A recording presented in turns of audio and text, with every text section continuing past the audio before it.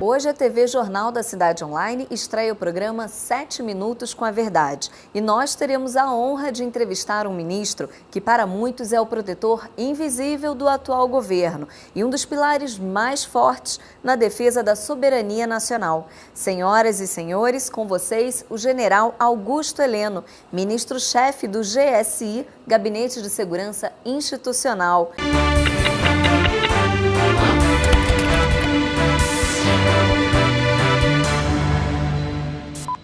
Antes de tudo, muito obrigada, ministro, por receber a nossa equipe. Para a gente começar, a gente queria saber a opinião do senhor. Após 8 anos de social-democracia tucana e 16 anos do regime lulopetista, qual foi o impacto causado nas instituições e no aparelhamento da máquina pública?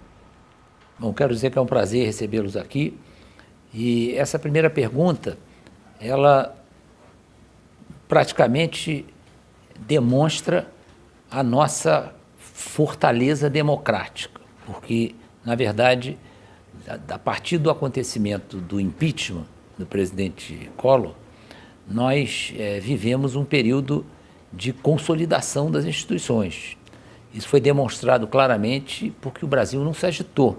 O Brasil seguiu o seu caminho, teve um vice-presidente, já teve várias eleições, vários outros presidentes, como você falou, e nós garantimos a estrutura institucional sem maiores alterações.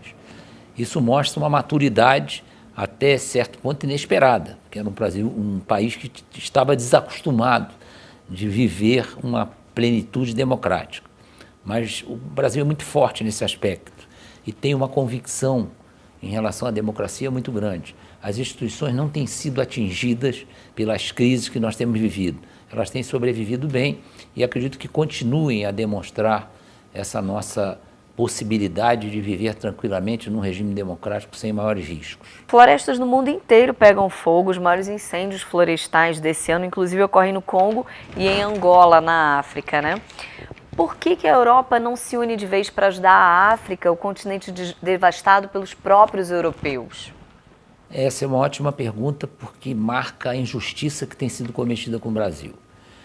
Nós temos problemas de queimadas e temos problemas de incêndios, que são fenômenos diferentes que acabam acontecendo numa mesma época. É a época da estiagem, onde o calor intenso e a falta de chuvas acaba favorecendo o acontecimento das queimadas. As queimadas normalmente são provocadas, às vezes de forma até, entre aspas, científica, porque muita gente acha que as queimadas favorecem a colheita seguinte, e outras vezes provocadas criminosamente. Então a queimada é, infelizmente, um fenômeno que nós temos que enfrentar.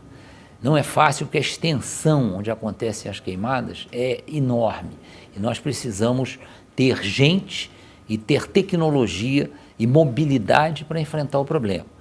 Em relação aos incêndios, esses são normalmente espontâneos e eles acontecem por conta da situação climática. E, obviamente, nós temos florestas gigantescas e o que acontece em termos de incêndios atinge uma pequena parte dessas florestas. E nós vimos aí emissoras de televisão colocando que a Amazônia estava em chamas. Ora, a Amazônia é maior que a Europa Ocidental. Imagine um território maior que a Europa Ocidental em chamas. Isso ia afetar o mundo inteiro de forma imediata e caótica. Então, isso é um exagero enorme, é uma injustiça com o Brasil.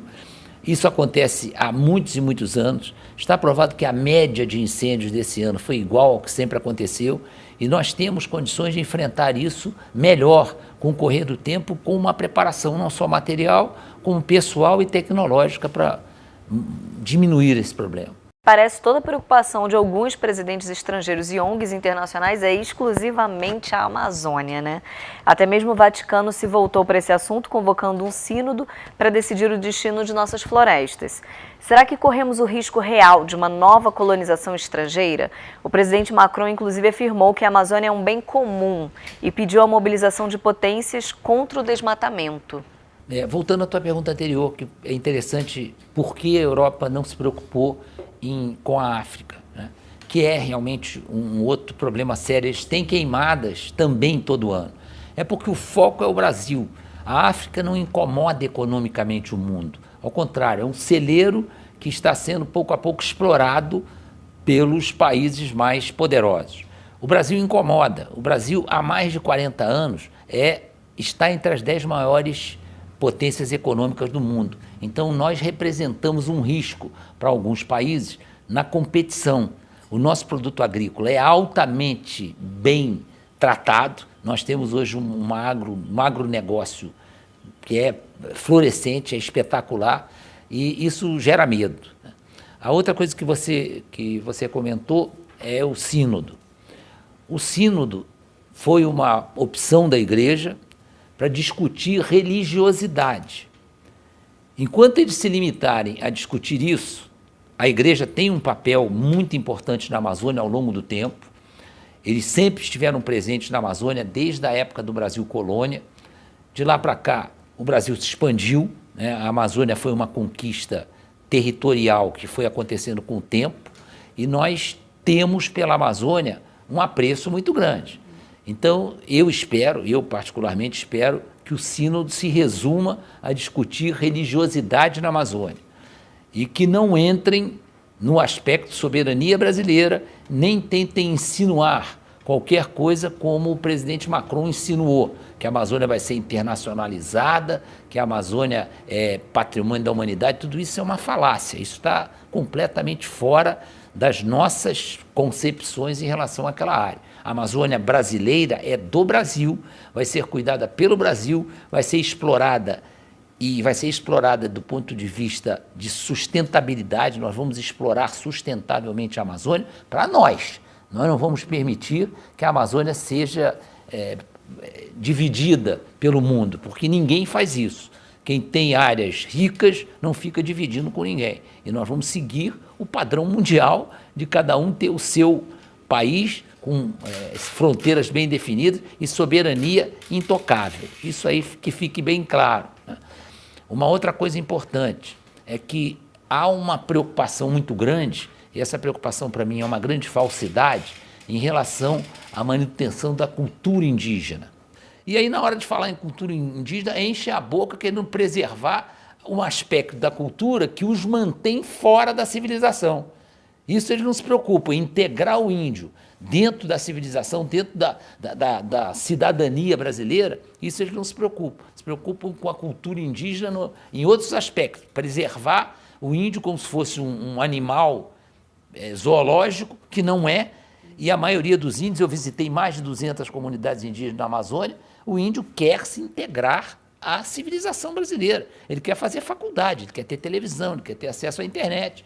Isso é uma realidade que as pessoas não querem concordar, porque interessa preservar o índio isolado da civilização. Então, esse é um problema sério que nós precisamos enfrentar, e esse enfrentamento nós precisamos de gente e precisamos de recursos para fazer isso de uma maneira sólida e que trate realmente o índio como um brasileiro que quer se integrar e que tem todas as condições de viver na civilização do século XXI.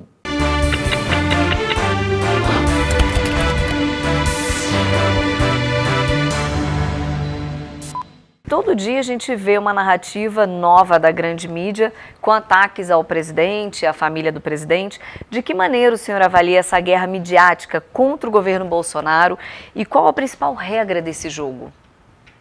É uma obsessão de parte da imprensa para derrubar o governo Bolsonaro. Isso é claro, é nítido, é só verificar como as matérias de jornais são parciais.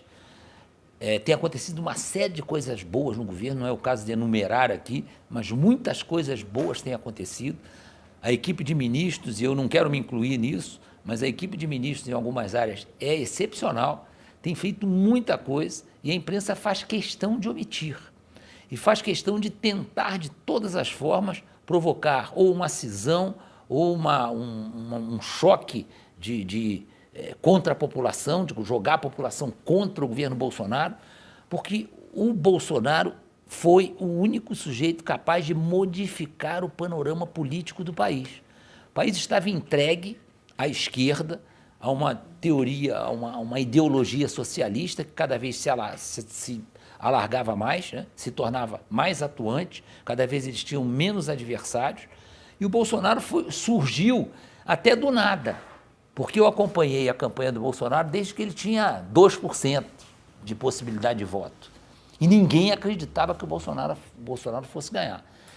Então, eles torceram contra, trabalharam contra e não foram bem-sucedidos. Isso é uma grande frustração, porque eles sentiram que aquele indivíduo, que era o único capaz de mudar esse aspecto político, chegou ao poder. Então, eles agora têm que trabalhar para derrubar o governo Bolsonaro de qualquer maneira, porque ele se afastou completamente dos dogmas socialistas que estavam conduzindo a política brasileira. Então, nós vamos continuar enfrentando isso. Mas enquanto nós formos atacados pelos mesmos inimigos que estiveram muito ativos durante a campanha, é sinal que nós estamos certos. O Bolsonaro sempre diz isso e eu acho que o presidente tem toda a razão. Por que em um país tão violento como o Brasil, o projeto anticrime do ministro Moro foi colocado na gaveta para ser discutido em outro momento pelo presidente da Câmara e sabe-se Deus quando? O ministro Moro defende desde o início que isso poderia ter acontecido em paralelo. Mas o pessoal do Poder Legislativo também, desde o início, defende que preferia tratar da reforma da Previdência, vai entrar logo em seguida a reforma tributária e adiar o projeto do ministro Moro. Para mim é um pouco de insensibilidade, porque eu acho que hoje a aspiração maior da sociedade brasileira é diminuir esse sintoma de violência que está presente em todas as grandes cidades brasileiras. O Rio de Janeiro, que é a grande vitrine do Brasil, e hoje é um exemplo de cidade violenta, ela é a 23ª cidade em violência no Brasil. Então tem 22 cidades mais violentas que o Rio de Janeiro. Então é um problema sério, tem que ser tratado com urgência. Mas vamos admitir que as duas reformas, do ponto de vista econômico, são muito importantes. Eu acredito que em seguida, esse projeto do ministro Moro, que é um projeto muito interessante, foi feito com muito carinho, e que merece ter um tratamento especial e ser rapidamente colocado em execução, ele vai acontecer e vai melhorar a nossa situação em termos de segurança. Eu faço muitos votos que isso realmente ocorra. O Brasil ainda está assolado por crimes e corrupção. Dá para ter uma ideia de quantas facções criminosas, grupos terroristas e máfias internacionais operam em nosso país nesse momento? Existem muitos estudos de inteligência, seja da Polícia Federal, seja da própria ABIN, seja da Polícia Rodoviária Federal, das polícias estaduais que têm contato com fronteira. Nós sabemos que hoje o grande problema do Brasil é o crime organizado. Eu tenho dito que nós estamos correndo um sério risco de nos transformarmos num narcopaís, porque cada vez mais as nossas organizações criminosas crescem. Agora, no início do governo Bolsonaro, houve uma redução significativa da criminalidade. Nós ainda não sabemos se isso é um fenômeno até por receio da reação dos órgãos de segurança ou se isso vai aumentar com o longo do tempo a nosso favor, quer dizer, vai diminuir a criminalidade a favor da população brasileira.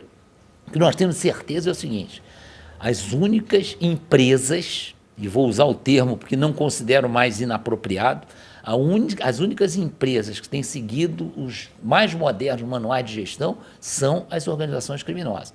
Elas hoje são organizações multinacionais, se estenderam pela América do Sul em vários países, elas têm um modelo de gestão muito eficiente, um recompletamento de recursos humanos fantástico, não tem vaga na equipe, qualquer vaga é imediatamente preenchida e preenchida por gente que já vem treinada, ainda tem mais isso. Gente que treina fora do crime organizado, por orientação deles, e que é recrutada assim que tem necessidade.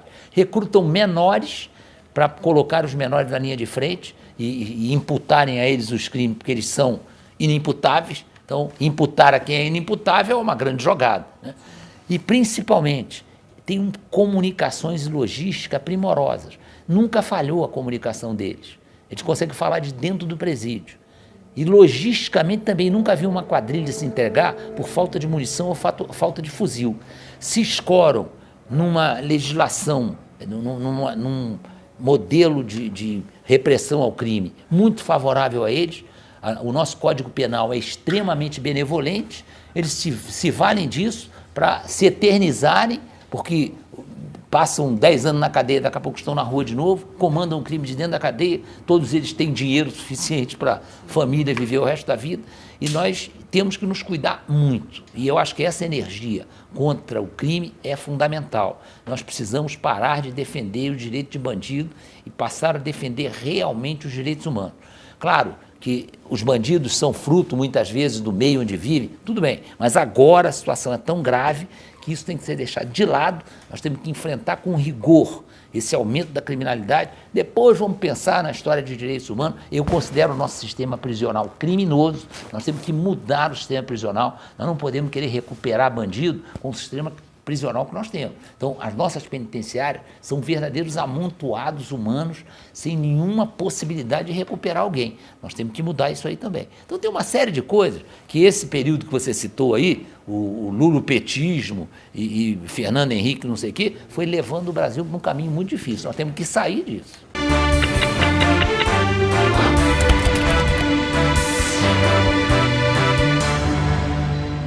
Numa escala de 0 a 10, qual o risco dessas facções tentarem matar o presidente ou algum de seus ministros? Há risco de surgir um novo Adélio? O risco existe, óbvio, porque, como eu disse, o Bolsonaro é o homem, é um alvo altamente compensador. Ele é um alvo compensador.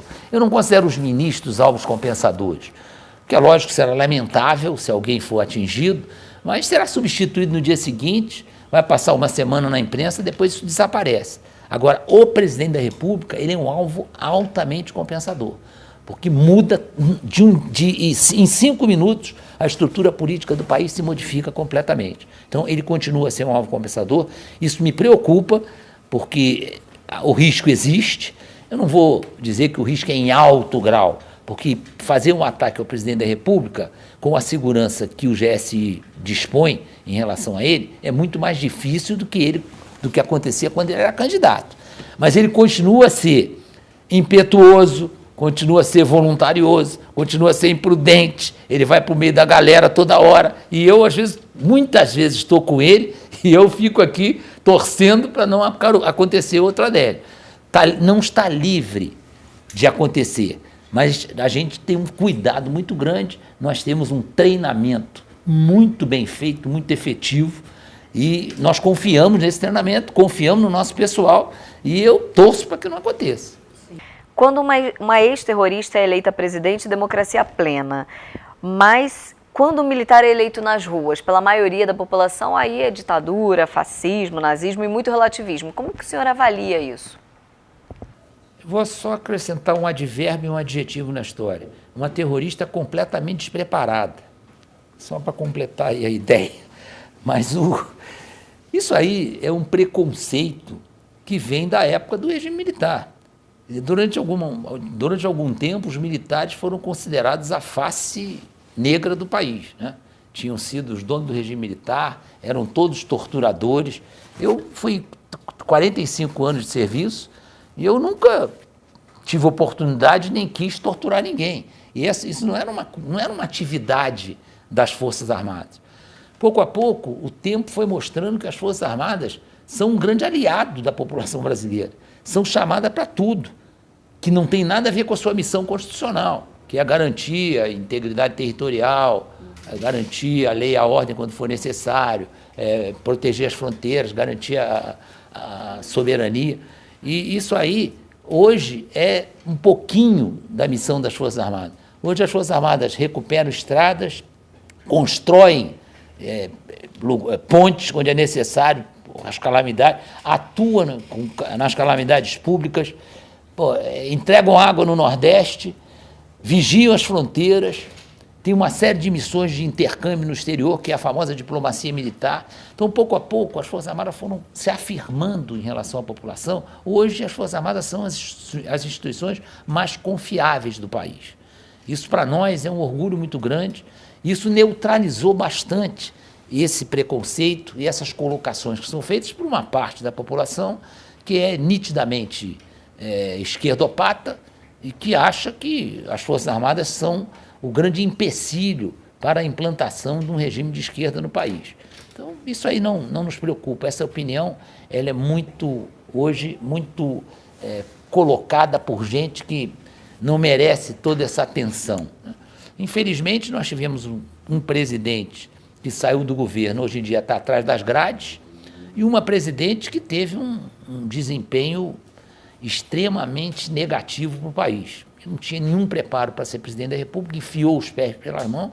Nós estamos hoje pagando o que eles fizeram. Hoje a população honesta do Brasil está pagando pelos desmandos. Hoje mesmo foi dada uma notícia pela Rede Globo, que não gosta muito de noticiar as coisas boas, do dinheiro que voltou dos Estados Unidos por um acordo que foi feito pela Procuradoria-Geral da República para que esse dinheiro fosse devolvido ao Brasil, dinheiro que foi o dinheiro roubado da Petrobras. É muito dinheiro. Só esse que foi recuperado do roubo da Petrobras vai permitir que entre dinheiro para a educação, entre dinheiro para as Forças Armadas, entre dinheiro para a economia, tem dinheiro para voltar a investir em infraestrutura. Então, esse dinheiro está vindo do dinheiro roubado do bolso do trabalhador, porque ia para a Petrobras e da Petrobras era desviado em quantidades inacreditáveis. Então, nós estamos começando a recuperar isso aí. Só diminuir flagrantemente a corrupção já é uma grande conquista. Então, essas críticas não nos atingem, não. Vamos tocar para frente. Por que é tão difícil aprovar essas reformas, ministro? Porque ela tem prós e contras. Ela atinge muita gente diretamente, a gente interessada em adiar o acontecimento. Ela tira muitas regalias, no caso da reforma da Previdência típica, ela procura diminuir um pouco as diferenças. Não terá êxito total, mas muita coisa será diminuída nessas desigualdades. E a reforma tributária é o contrário, né? É reduzir a tributação. Nós temos uma tributação que é altíssima, que a gente trabalha 5 meses do ano para pagar imposto, os pobres são diretamente atingidos pela inúmera quantidade de impostos, eles são seriamente prejudicados pela nossa legislação tributária. A nossa legislação tributária, os advogados tributaristas dizem que é quase impossível você ser um advogado tributarista num país que tem a quantidade de leis. São leis diariamente alteradas. Quem trabalha com a parte tributária fica impressionado da capacidade que tem de modificar a lei todo dia. Então isso precisa ser enxugado para facilitar o investimento. Um estrangeiro que resolve se informar sobre a legislação tributária do Brasil desiste de investir no Brasil, porque ele vai ser tão tributado, vai ser tão cobrado o tempo todo, que ele fala, pô, vou procurar outro lugar. Aqui é um país promissor, é lindo, tem grandes possibilidades, mas eu não posso enfrentar esse tipo de legislação num país estrangeiro. Então, o camarada, às vezes, desiste de investir no Brasil pelas dificuldades de encarar a nossa tributação, que é terrível. Ainda tem a reforma política para o ano que vem, Para mim é mais né? difícil. A reforma política é a mais difícil, porque ela vai ser julgada por aqueles que serão atingidos por essa reforma.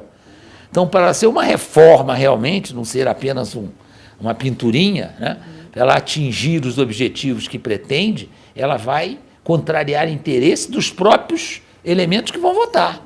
Então, isso é terrível. Você obrigar o sujeito a votar contra ele próprio precisa ter uma grandeza, né, de princípios, precisa ter uma visão de futuro muito importante e muito avançada. Eu não sei se nós temos hoje essa visão.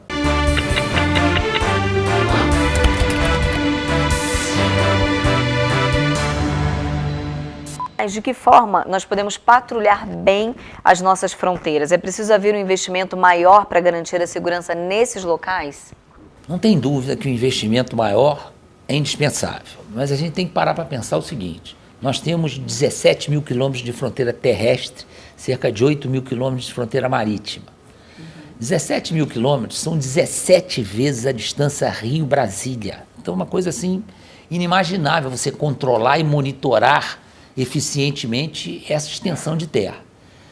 Temos ainda um fator geográfico, geopolítico, que é extremamente negativo. A nossa fronteira oeste tem os 3 maiores produtores de cocaína do mundo. E tem ainda o Paraguai, um grande fornecedor de maconha. Então nós temos toda a nossa fronteira oeste, uma fronteira anormal, porque eles são os fornecedores de matéria-prima para os traficantes, para os viciados em droga. Então, isso é outro problema sério. Outra consideração que esse é fácil de perceber. Os Estados Unidos têm com o México 3.200 quilômetros de fronteira.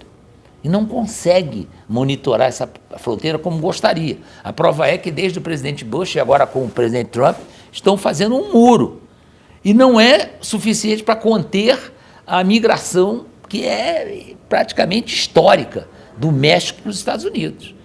Então vejam a dificuldade nossa. Por isso que eu disse, tem que ter investimento, tem que ter muita tecnologia, tem que ter um trabalho de inteligência muito bem feito para você não agir no escuro, não gastar gente e recursos sem fundamento, sem ter um objetivo. Então tudo isso junto pode melhorar muito o monitoramento da fronteira. Nos Estados Unidos, o presidente Trump disse que há perseguição a sites de direita e conservadores, e isso ocorre em redes sociais também. Aqui no Brasil há algumas reclamações nesse sentido. De que forma o senhor avalia essa nova lei contra as fake news e quem vai definir a verdade de quem? O mundo não estava preparado para a evolução que aconteceu, sobretudo na área de comunicação. Então, de repente, o mundo se viu diante de uma realidade completamente inesperada, o que prova vou exagerar, mas para ser o entendimento ser perfeito, a falência do jornal papel. As pessoas que têm um mínimo de convívio com a nova tecnologia vai se informar no seu smartphone, no máximo no seu iPad, mas ninguém vai na banca procurar um jornal. Então, o jornal papel, sabidamente, está caminhando para o fim. As próprias empresas de jornal papel estão modificando a maneira de chegar aos seus leitores. Vão ter que se adaptar a uma nova realidade. Dentro dessa nova realidade, apareceu o que antigamente era o boato, era a imprensa marrom, na forma de fake news. Atinge os dois lados. Não sei como vai terminar esse filme, porque é uma briga de gato e rato. É a mesma coisa do hacker contra os pobres mortais que usam a internet. Você não está livre de hacker, do cara entrar na sua conta bancária, não sei o quê. Mas é uma guerra o tempo todo. E é uma guerra, assim, vou usar um termo que talvez não seja o mais apropriado, mas é uma guerra sensacional, né? Entre inteligências que produzem coisas sadias e que produzem o nocivo. Existem países que o próprio Estados Unidos já pensou em ter uma equipe de hackers na mão do presidente da República. E equipe de hacker governamental. Foi desaconselhado a fazer isso, o presidente Barack Obama, porque ele ia ficar na mão dos hackers. Ele também ia ter os hackers controlando ele. Então, ele desistiu da ideia. Mas isso é um fenômeno que nós temos que nos acostumar. É assim, né? Hoje, o mundo é assim. E essa geração que está vindo aí, parece que já nasce com chip, né? Então, eu vejo pelos meus netos que eles já têm um chip. E cada vez esse chip vai ser mais evoluído. Por último, ministro, eu peço para o senhor que deixe uma mensagem ao povo patriota que segue a TV Jornal da Cidade Online e ainda tem esperanças no Brasil. Nós não podemos perder essa esperança de jeito nenhum. O Brasil é um país fantástico. Ontem eu estava pensando, qual é o país do mundo que recebe o estrangeiro como o Brasil recebe? Qual é o país do mundo em que, na maioria das cidades brasileiras, você ainda encontra alegria no povo? O povo brasileiro é um povo alegre. Então nós temos que aproveitar esse espírito do Brasil, o espírito do verdadeiro brasileiro, para colocar nele que o país, e isso é o grande lema do presidente Bolsonaro, é colocar o Brasil acima de tudo, é pensar sobretudo no nosso país, é comandar pelo exemplo. Se você não der o exemplo, se o governo federal não der o exemplo em termos de corrupção, em termos de dignidade, de honestidade de propósito, ele não pode cobrar de ninguém. Como é que você pode imaginar um governo que roubou o que esses últimos governos roubaram, querer exigir alguma coisa do povo? Que moral você tem para fazer esse tipo de exigência? Então, isso é um absurdo. Nós não podemos jamais imaginar um presidente da República desonesto. Não há país que resista a esse exemplo negativo, no que pode ser mais claro para a população. O presidente da República condenado atrás das grades. Isso não tem, sabe, não tem como justificar um negócio desse. E isso é tão sério. E o trabalho que alguns setores da imprensa e alguns setores nacionais fazem é tentar encobrir tudo que aconteceu ao longo desses anos e fingir que o governo Bolsonaro tem 5 mandatos já. Que tudo aconteceu com o Bolsonaro, tudo é culpa do Bolsonaro. O feminicídio é culpa do Bolsonaro. O fascismo é o Bolsonaro que inventou. O Bolsonaro é um fascista. Então é uma crueldade isso com o país. Se as pessoas colocarem o Brasil acima de tudo, já resolve metade do nosso problema. Começar a evitar corrupção, evitar roubalheira, evitar achar que, não, aqui é tudo tem no jeitinho, não sei o quê. Temos que mudar essa mentalidade. E o Brasil tem tudo para ser uma potência, e não faço questão de ser potência nuclear, nada disso não. Ser uma potência em termos de felicidade do povo. É buscar diminuir a desigualdade social e caminhar na direção de aproveitar o país sensacional que nós temos.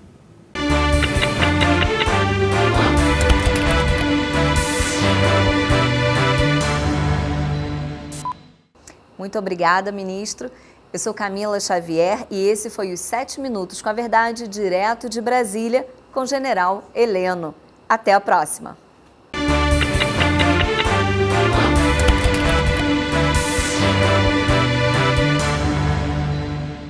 Pô, mas 7 minutos largos, hein? 7 minutos bem extensos. Muito obrigada, viu?